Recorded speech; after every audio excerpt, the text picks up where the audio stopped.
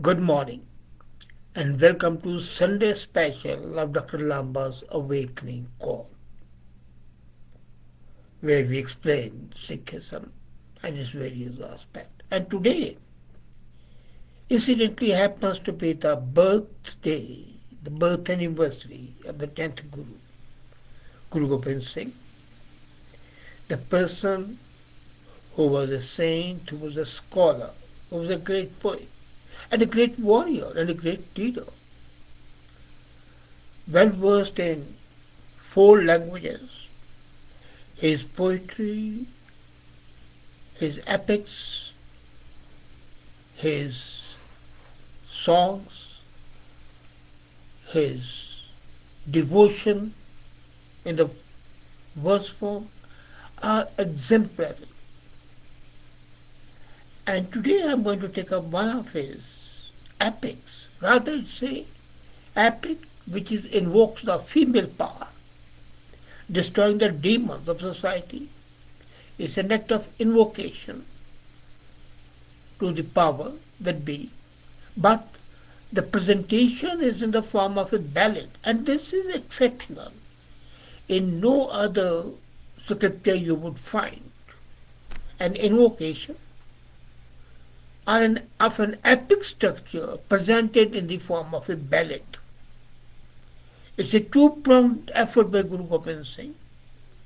It was, on the one side, an effort to celebrate the female power, but it was also to reinvigorate the mental slavish acceptance of the Mughal rule, the mentality of a defeated nation creeping in.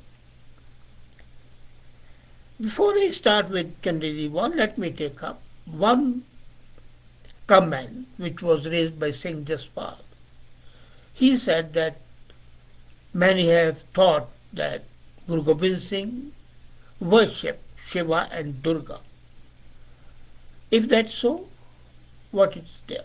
Yes, he did worship. You see, let's not forget that Sikhism basically has been derived from Hinduism, though it has been impacted by other religions as well. But the Hindu culture, the Hindu pantheon of gods, was inherent, and Gobind Singh was born in Patna, the heartland of Hindu society and Hindu culture. And in the old days, it used to be called Patliputra, and that Patliputra became Patna, where he was born, where he grew up. So the Hindu culture was steeped in him, and his famous devotionary song, De Shiva Var Mohe Hai, Shubh Karmante Kabu Na Daru, is so full of reinvigorating, re-energizing feeling that it is accepted today in the Sikh regiments as its anthem. And as far as his worship of Shiva is concerned, as I said, there is another book in which he refers to Mahadev. Mahadev is also Shiva, and even Guru Nanak refers to Mahadev. But here, in Rudra Avatar, he says, Shiv Sans Barklo Jo Kini, Tajne Ge Banbas Li. So people who worship Shiv don't have to go in sannyas, do not have to become mendicant. They are living the life which leads them to immortality. Now, goddess Durga is another name for Chandi basically. Actually, it is goddess Parvati, wife of god Shiva. There is no mention of Durga being the mother of Tridev in Shiv Puran or Bhagavad Gita, but it's in Devi Puran, if you see, that is based on Shaktiism, that she is not only Parvati, Durga, but she is everything. And as we'll see in Chandi Di Var, she is the epitome of courage, of indomitable spirit and writing. Now, coming to Srila Chandi Di Var, why did he write it? As I said, it is both a devotional song and a celebration of Durga or Chandi.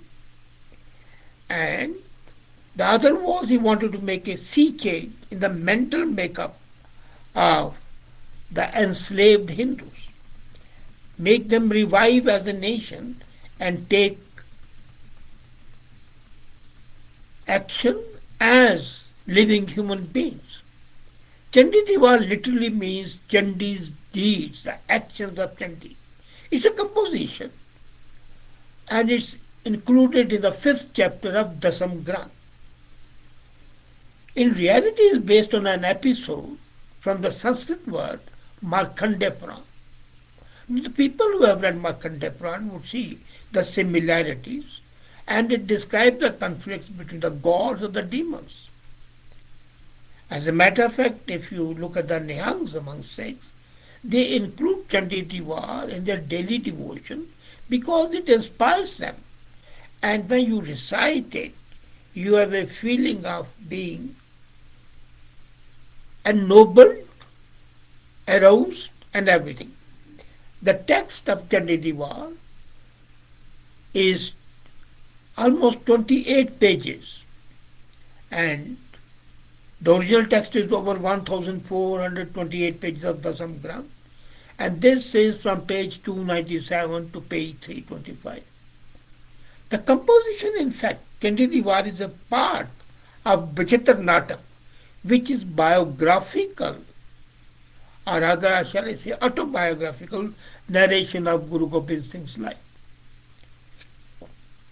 Such Chandi part is normally performed during Navratri in Hindus.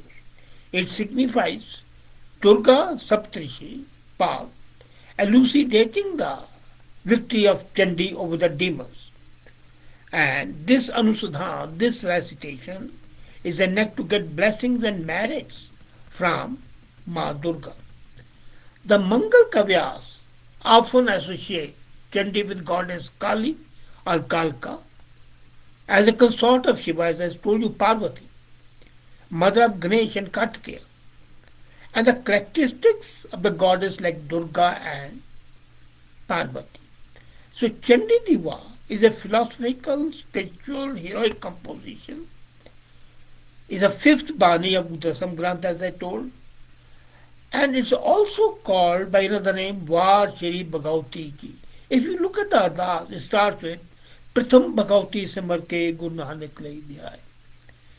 And the first stanza of that Chandi Di Var is this, which forms the introductory part of Sikh Ardas, which we discussed last time. Now, there are two parts. On one is a pure narration of the war. The other is a contest between individual's conscious and his materialistic outlook. The individual who walks the God's path is Gurmukh. The man who follows the material part is called Manmukh. So this is a spiritual discussion basically.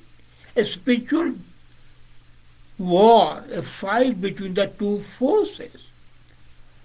And if you look at Guru Nanak, the same thing continues. As a matter of fact, Guru Nanak's discourses with Siddh Goshti and Siddhas and Yogis are in fact reflected. I find reflection here in Chandi Di Var. Now Gobind Singh, what he did was, he picked up characters of Brahm Gyan, which were already known to the vast majority of Hindus, and used the legends to give a new twist to the battle of minds. Chandi is a terminology of Brahm Gyan, which was used in many poets earlier also. But Gobind Singh has explored the real definition of Chandi, which is formless, eternal, accountless, a description of Durga, Chandi, Bhagavati. Now, Sikhs do not worship them as idols, as interpreted by Hinduism, but their qualities are inherent in Sikh religion, and that's why the now Var Shri Bhagavati Ki Jai is mostly known as Chandi Di Var, and there are three different interpretations of this. Rather, three different forms. There are older manuscripts where it's referred to as Var Durga Ki, and that is written in 54 stanzas, podis. This was the Var Durga Ki was recited traditionally holding a 3-foot sword in hand. The Ratnamas, if you have read them, the code of Sikh conduct, like hadiths of Muslims, state that if should be read when you are standing up with sword in hand. And Ardas is always standing. So the first introductory part, as I said, Chandi Di Var, is part of Ardas as well. Now, Gobind Singh used the phrase, Shri Bhagavati Ji Sahai. Here, Shri Bhagavati means great Bhagavati, and that is Chandi. As per Chandi Di Var, now there is something different. Guru Gobind Singh has taken a diversion in Chandi Di Var. He has rejected the concept of Brahma as creator, Vishnu as sustainer, and Shiva as destroyer. He directed clearly that Brahma, Vishnu, Mahesh, Krishna, Rama, Durga, all are created, they are creations, they are not created, they are creations of Shakti. So Chandi, Durga, Kali, they are the Shakti, the power, the Hukam. And he also says in Chandi Di Var that Kansa, the demons, Ravans, they were also created by the same God. And Krishna got power from Hukam to kill Kansa, which means Krishna did not have any power of its own. And same with Rama and Durga. Brahma, Bisan, Mahesh, Saje. He created Brahma, Vishnu and Shiva. So the first action was God was creation of these three deputies. Sirjo, Dano, Devte. First he created them. Then he created Danav and Devte, the demons and angels. And how did he do it? Te Durga Sajeke. First he created the three, Brahma, Vishnu, Mahesh. He created Durga, and then he created demons and God, because the judge has come first. That this, the punishment giver. Now, in Sanatana Hindu philosophy, it was written and preached that the earth is standing on a bull or on a snake. And this fact of ignorance was cleared by Gobind Singh in Chandi Di Var, and he said that the whole world is not standing, this universe, on a bull or a snake, but it is in the space created by the God. He writes, Sindh, Parvat, Medni, Bin Thamna Gagan Raya. The ocean, the mountains, the earth are made stable in the cosmos without columns, without pillars. The most strong character ever in the Gurmat philosophy is Durga. Now this is something great. The whole of Sikh philosophy, as sustained, explained by Gobind Singh, was Durga was the strongest form. And Chandi, as I said, formless, eternal, is there. Now, who are the demons? The demons who were destroyed by Durga. First is Mahesur. And then Mahesur comes in Adi Granth as well. But here there is a metaphysical reference to Mahesur. This is a soul which has a mind like a bull, does not listen to the truth, and is stubborn in nature. The second is Rakat Bij. Rakat Bij is Rakt is blood, Bij is seed, the seed of the blood. This character is also in Guru Granth Sahib. It symbolizes illusion. Now what happened was that when Rakat Bij was fighting with Durga, when his blood drop would form, another warrior would stand up. So it was a problem. And that's why Kali had to come in, and she would immediately drink the blood falling from Rakat Beach so that it does not touch the ground for the new demons to be born. Then there's Madhu Kitab. Madhu means sweet, Kitab is insect. So it's saying that this is an insect which is sweet. So this symbolizes the soul which has inclination to be spiritual but is swayed, attracted by the materialistic. And Madhukirasam is the base of every soul. Then there is Dumra Lochan, means the soul has smoke in the eyes. It's not clear. Dumra is a dim eye. So one interpretation is that demon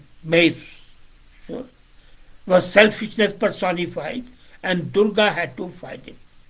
Now, Gobind Singh is not one of those who is followed by absolutely being a non-identity. He says, Durga Path Padhaya Sabbe Podiya. Fer na juni aya jinne gaya. He said that if you sing, if you recite Chandi Di Var, which is a Durga part, the recitation of Durga, and read the whole of it, Sabbe Podiya, the completely, then you will not be born again. You will be receiving moksha. You will be away from. Look, Gaya word is singing, is a traditionally singing Chandi Di Var. But here, it is not only singing, it is inculcating those qualities. Gaya means to understand and follow the command of the gods. For example, all gurus had gun gyan, speaking of the qualities of the god. So they spoke of that. A Sikh needs to understand and comprehend. You know, the problem with the Sikhs has been that they have read all that, but they have not imbibed. And Guru very clearly said, Durga Path Padhaya Sabbe Podiya, Fer na juni aya jinne gaya. The same is in Sukhmani, and I'm going to take that up. How Sukhmani, a great poem, is just recited rather than being lived. Guru Gobind Singh wanted Chandi's actions to be lived. Then, Gobind Singh was the first who came up with the concept that the God created the double-eyed soul, the negative and the positive. And then the universe. He created Brahma, Vishnu, Shiva. His command was to Durga to kill all the negative powers. Guru is not interested in the medium of the goddess. He is interested in the Shakti given to her, the power given to her. And this composition, the description of war, is written in a very clear style. And the way it's written and way it's recited appeals greatly to the soldiers and warriors.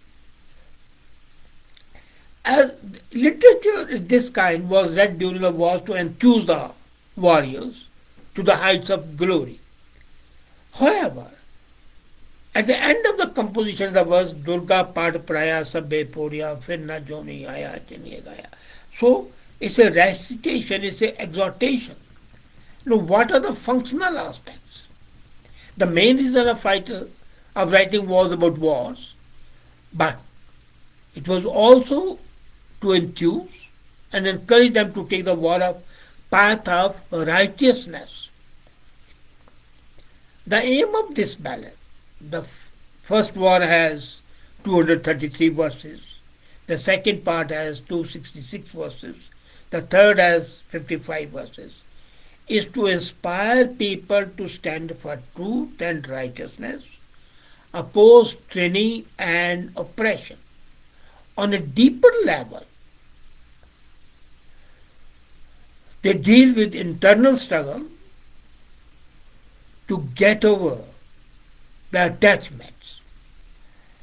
And all the three ballads and interpretations of Chandi are extremely metaphorical, deeply narrative, and describe the battle Durga, whether you call Chandi, Bhavani, Kalika. And again the demon warlord, Sum, Chand, Mun, all of them. And one thing which emerges from Chandi Di Var is that Gobind Singh was clear that Chandi is none other than the primordial power of the Almighty which fights evils. Chandi is actually not worshipped as an idol, but is revered by using as a sword. So Bhagavati is both a goddess and a sword represents the power. And that's why you see, even in the sacrament of sex, before the sacrament it's a common halwa which becomes sacrament. And when does it become sacrament? When it's crossed with a sword. The sword is put in the halwa and it becomes prasad. So the eternal conflict of good and evil, of dignity and slavery, chivalry, righteousness is a part of it. The classical detail among the dominant character of Chandi through the creativity of Gobind Singh is something different. Now, War in Punjabi is a trilogy of poems of Chandi, and Chandi Di Var, as I told you, has three forms. One form is in Punjabi, the other two are in Braj Bhasha. Braj Bhasha is a dialect of Hindi. And this eight-armed goddess, consort of Shiva, Durga, Bhagavati, whatever you call it, comes and redeems even the gods from the clutches of demons. So if the gods can be redeemed by reciting and following Durga, Chandi, why not this? This, in fact, I don't want to go into the whole content. The story begins with the demons overthrowing the gods and establishing their sway. Then Satyug, the age of the truth, is over. And the time is not so righteous. It's a Treta Yuga. Nard the Muni Nard is out, stirring up passions, and the gods turn in their helplessness to Mount Kailash to seek the help of Durga. And then the fight starts. This fight is, when you read it, you feel that you are in a different world altogether. Whether it's Sarvat Bitch and host of ironclad strong soldiers and one Durga mounted on a lion faces hundreds of these demons and destroys them. And when they are surrounded, the swords around him look like crowds of fair demons. They are illusions. That is she a woman? Or is she the death itself? You know, the most beautiful thing is that in Chandi Di Var, the different names used for the goddess, Durga, Chandi, Chandi, Devati, Rani, Bhavani, Jagmat, Mahamai, the Great Mother.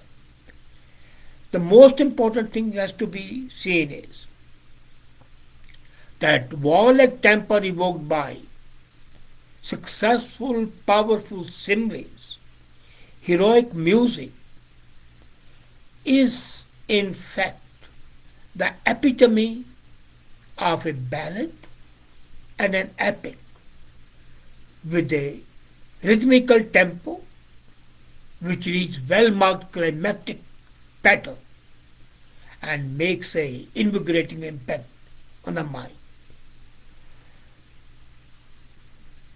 The whole thing, the whole Chandi Di Var, is in fact a great invocation to the mankind to fight for the righteousness and not tolerate injustice, oppression, whatever it may be. It's not only a retelling of the legends, it's refocusing the attention on freedom, on truth, on honesty, on righteousness. Thank you.